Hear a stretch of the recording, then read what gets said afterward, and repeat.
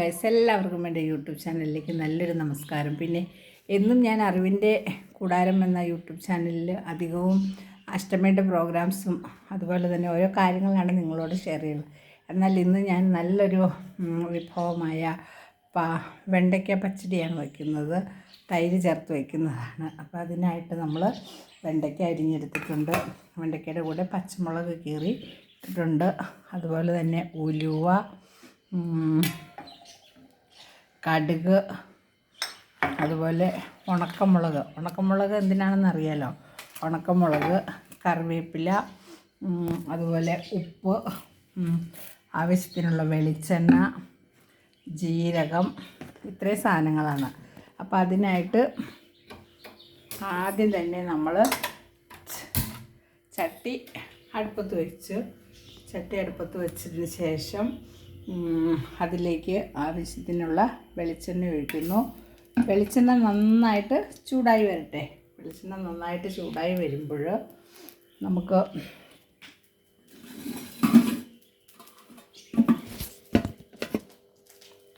വെളിച്ചെണ്ണ നന്നായിട്ട് ചൂടായി വന്നു കഴിയുമ്പോൾ നമ്മൾ അതിനാവശ്യമായ കറിവേപ്പില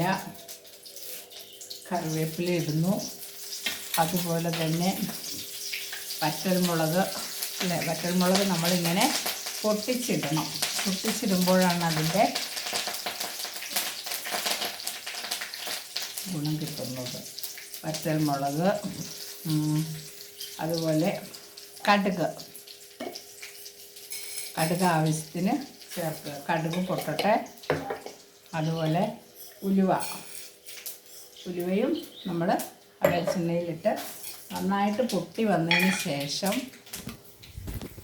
ഇതുപോലെ നന്നായിട്ട് സാധനങ്ങളിട്ട് നന്നായിട്ട് പൊട്ടി വന്നതിന് ശേഷം നമ്മൾ അരിഞ്ഞു വെച്ചിരിക്കുന്ന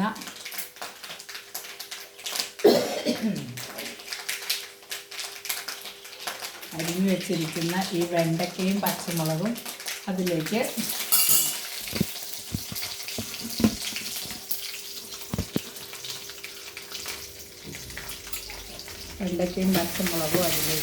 ചേർത്ത് കൊടുക്കണം.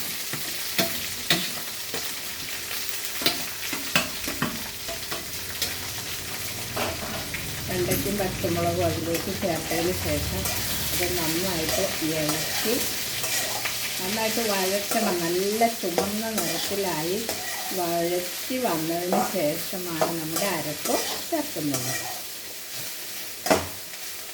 അപ്പോൾ ഇതുപോലെ വെണ്ടയ്ക്കയും പച്ചമുളകും കടുക്, മുളക്, കരിവേപ്പില എല്ലാം പൊട്ടി അതിലേക്കിട്ട് നന്നായിട്ട് ഇതുപോലെ നന്നായിട്ട് വഴറ്റി നല്ല ഫ്രൈ ആവണം. ഫ്രൈ ആയില്ലെങ്കിൽ എന്ത് പറ്റുമെന്ന് വെച്ചാൽ അത് ഞോള കിട്ടും. അപ്പോൾ അത് ഫ്രൈ ആകുന്നതിന് നമുക്ക് എളുപ്പമുള്ളൊരു പരിപാടിയാണ്. അതിലേക്ക് ലേശം ഉപ്പ് വിതറി കൊടുക്കണം. ഉപ്പിട്ടാൽ എന്താണെന്ന് വെച്ചാൽ പെട്ടെന്ന് തന്നെ ഫ്രൈ ആവാനും ആ ഞോളക്കെട്ട് വെണ്ടയ്ക്കൊരു വല്ലാത്ത ഒരു ഞോളപ്പുണ്ടല്ലോ, ആ ഞോളപ്പ് ഇല്ലാതാവാനുമായിട്ട് നമുക്ക് സഹായിക്കും. അതിന് ശേഷം അത് നന്നായിട്ട് അങ്ങനെ വഴന്നു വരട്ടെ. ഇനി കരിവേപ്പില കുറച്ചും കൂടെ വേണമെങ്കിൽ നമുക്ക് അതിലേക്ക് ഊരിയിടാം. കരിവേപ്പില എത്ര ഇടുന്നോ അത്രയും നല്ലതാണ്. അത് കഴിഞ്ഞിട്ട്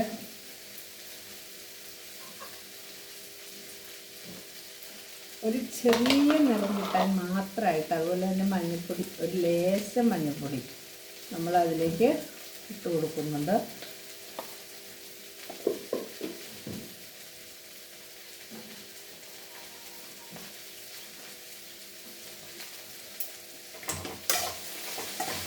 നന്നായിട്ട് ഇങ്ങനെ ഫ്രൈ ആയിട്ട് വരുമ്പോഴത്തേക്കും നമുക്ക് ഒരു കാര്യം ചെയ്യാം. നന്നായിട്ട് ഫ്രൈ ആയിട്ട് വരുന്ന സമയത്ത് നമുക്ക് ഇതിലേക്ക് ആവശ്യമായ അരപ്പ് അരച്ചെടുക്കാം. അതിനായിട്ടിപ്പോൾ ഞാൻ എടുത്തു വച്ചിരിക്കുന്നത് അതുപോലെ തന്നെ തേങ്ങ, പച്ചമുളക്, ജീരകം, ഈ മൂന്ന് സംഗതി നമുക്കൊന്ന്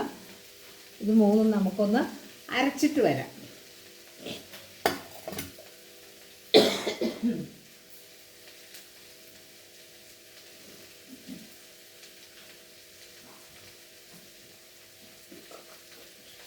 അരയ്ക്കുന്നതിനായിട്ട് നമ്മളൊരു മിക്സി എടുത്ത് അതിലേക്ക് സാധനങ്ങൾ നമ്മൾ അരയ്ക്കാനായിട്ട് ഇട്ട് കൊടുക്കുക.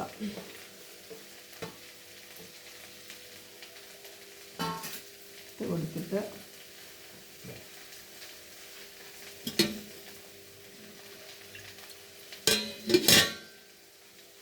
ആവശ്യത്തിന് വെള്ളം ചേർക്കുക.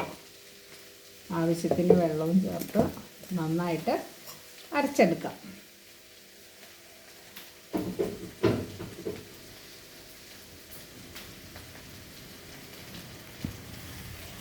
അപ്പോൾ ആവശ്യത്തിന് വെള്ളവും ചേർത്ത് നമ്മൾ ഈ പറഞ്ഞിരിക്കുന്ന 3 സാധനങ്ങൾ, ഒന്ന് ജീരകം, പച്ചമുളക്, തേങ്ങ, ഇത് നമ്മൾ അരച്ചെടുക്കാനായിട്ട് പോവുകയാണ് ഗൈസ്.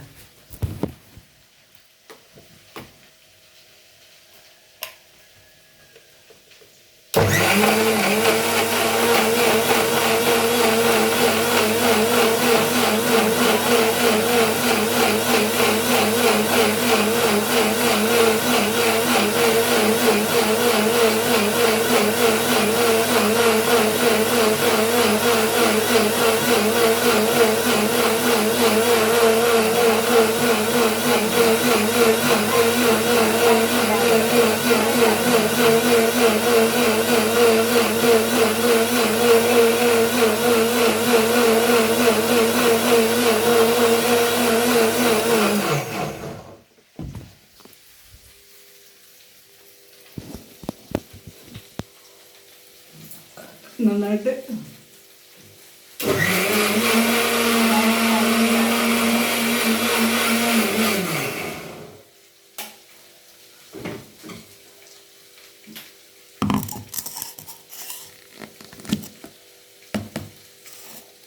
നന്നായിട്ട് തരിയില്ലാതെ ഇങ്ങനെ അരച്ച് എടുത്ത് വച്ചിരിക്കുന്ന തേങ്ങ നമ്മൾ റെഡിയാക്കി വയ്ക്കുക.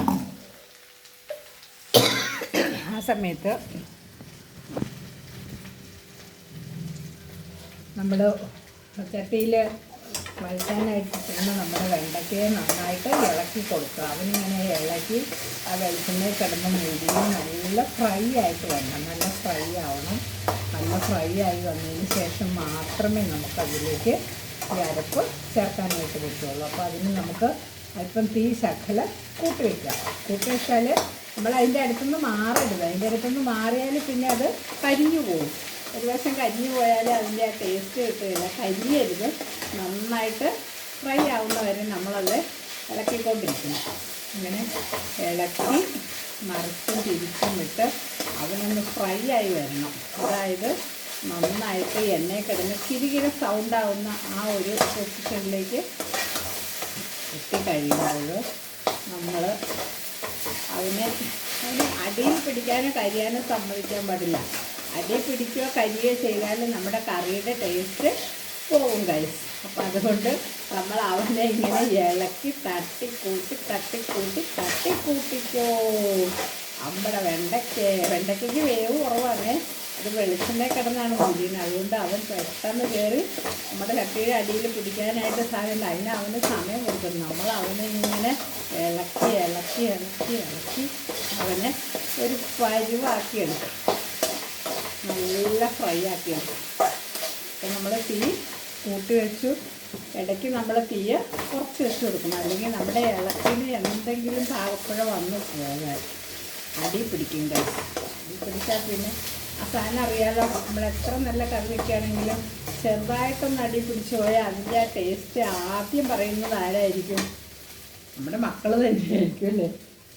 അപ്പോൾ ആദ്യമൊക്കെ നമ്മൾ പറയും സാരമില്ല മക്കളെ, അതൊക്കെ അങ്ങനെ ഉണ്ടാവും, കുഴപ്പമില്ല, എനിക്ക് തോന്നുന്നില്ല എന്നൊക്കെ നമ്മൾ പറഞ്ഞ് അവരോട് വാദിക്കും. പക്ഷെ അവർ പറയും ഓ അമ്മ പറഞ്ഞു, അമ്മ ഉണ്ടാക്കിയതല്ലേ, സാരമില്ല എന്ന് പറയും. പക്ഷെ നമ്മുടെ മക്കൾ ഉള്ളതുപോലെ വിളിച്ചു പറയും.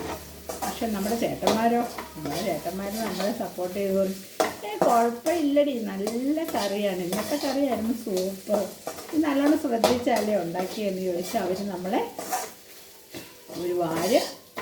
അപ്പോൾ അങ്ങനെ ഏതാണ്ട് നമ്മുടെ വെണ്ടയ്ക്ക നന്നായിട്ട് വഴന്നു വന്നിട്ടുണ്ട്. ഇനി വെണ്ടയ്ക്കയിലേക്ക് നമ്മുടെ അരപ്പിനെ ചേർക്കണം. അരപ്പ് ചേർത്ത് ആ അരപ്പ് നന്നായിട്ടൊന്ന് തിളച്ച് വന്നതിന് ശേഷം മാത്രം മതി നമുക്ക് എന്ത് ചേർക്കാൻ. തൈര് ചേർക്കുമ്പോൾ നല്ല പുളിയുള്ള തൈര് തന്നെ ചേർക്കണം. പുളിയുള്ള തൈര് ചേർത്തെങ്കിൽ മാത്രമേ നല്ല സ്വാദ് കിട്ടുകയുള്ളൂ. ഇത് ഞങ്ങൾക്ക് ഞങ്ങളുടെ വീടിൻ്റെ അടുത്തുള്ള ഒരു കടയിൽ നിന്ന് കിട്ടുന്നതാണ്. അവർ തനിയെ കാച്ചി ഒഴിച്ചുണ്ടാക്കുന്ന തൈരാണ്. അതുകൊണ്ട് തന്നെ നല്ല പുളിയുള്ള തൈരാണ്. നല്ല പുളിയുള്ള തൈരും കൊണ്ട് കറി വെച്ചാലാണ് ആ കറിക്ക് ടേസ്റ്റും കൂടുതലായിട്ട് കിട്ടുകയുള്ളൂ.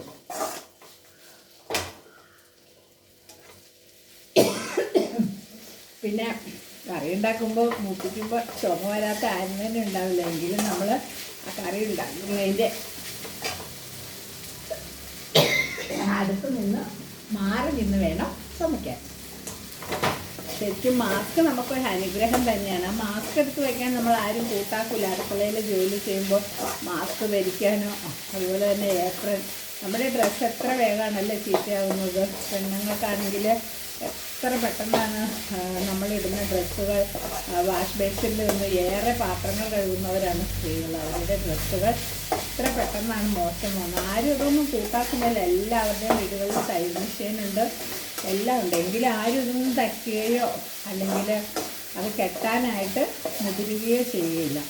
അവർക്കതിനൊന്നും സമയമില്ല. ഓടിപ്പിടിച്ചുള്ള പണിയെടുക്കണം. അങ്ങനെ പണി ചെയ്യുമ്പോഴാണ് നമുക്ക് നമ്മുടെ ശ്രദ്ധ കിട്ടാതെ വരുന്നത്.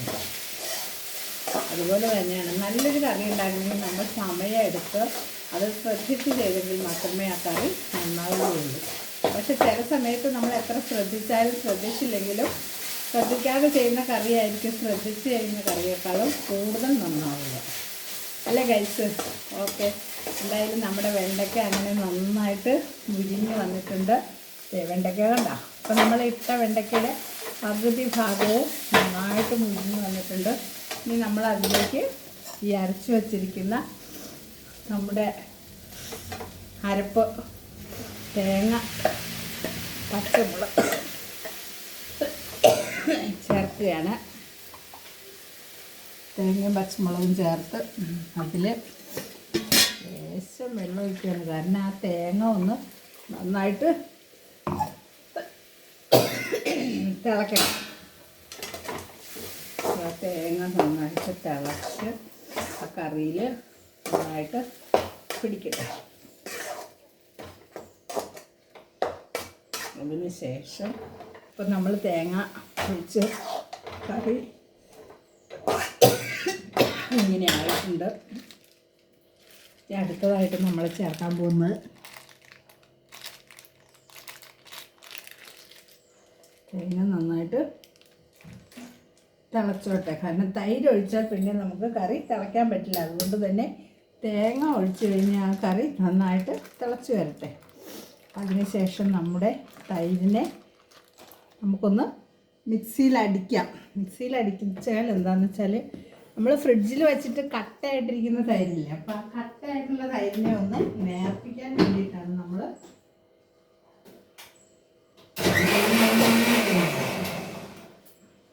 ഇങ്ങനെ ചെയ്യുന്നത്. അപ്പോൾ നമ്മുടെ തേങ്ങ നന്നായിട്ട് തിളച്ചു.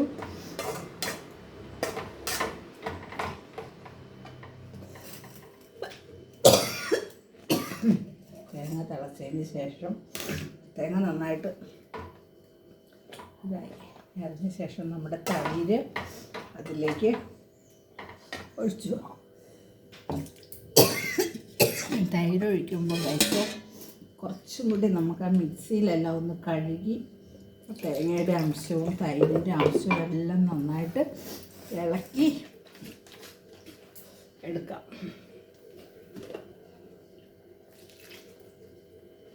ഇതുപോലെ തൈരും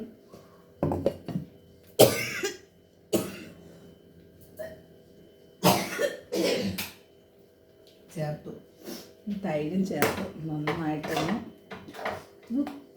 പയ്യെ ഒരു തിള വന്നാൽ മതി. തൈര് ഒരുപാട് തിളപ്പിക്കാൻ പാടില്ല. തിളപ്പിച്ചാൽ നമുക്ക് ആ കറിയുടെ ടേസ്റ്റ് പോകുമെന്നാണ് പറയുന്നത്. തൈര് തീയിലിട്ട് വെട്ടി തിളപ്പിക്കാൻ പാടുള്ളതല്ല. അപ്പം അങ്ങനെ നമ്മൾ എന്ത് കറി തന്നെ ചേർത്താലും അത് ചേർത്തതിന് ശേഷം ലാസ്റ്റ് ഇങ്ങനെ ഒരു ടെസ്റ്റിംഗ് ഉണ്ട്. അത് അമ്മമാർക്ക് ചെയ്യാതിരിക്കാൻ പറ്റില്ല.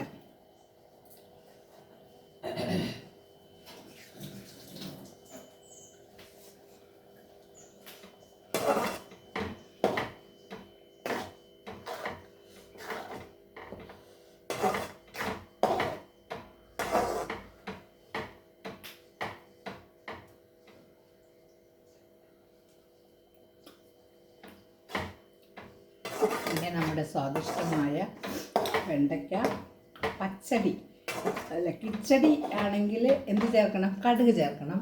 പച്ചടി ആണെങ്കിൽ നമ്മൾ ജീരകം